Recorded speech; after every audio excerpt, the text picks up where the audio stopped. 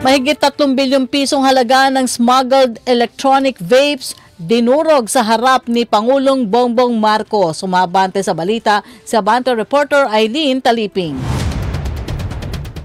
Rocky, sinaksihan ni Pangulong Ferdinand Marcos Jr. ang pagdurog sa milyong-milyong piraso ng smuggled electronic vapes at vape parts sa compound ng Bureau of Customs sa Port Area Manila ngayong Lunes ng umaga.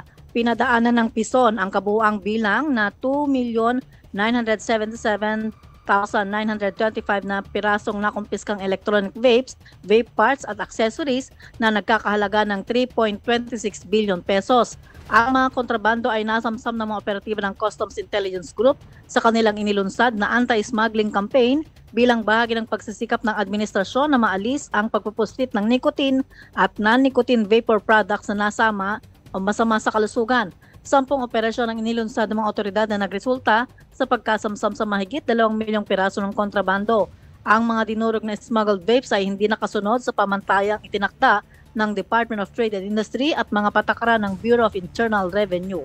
Ako si Eileen Taliping ng Abante Radio. Ito ang balitang mabilis, mabangis at walang mintis.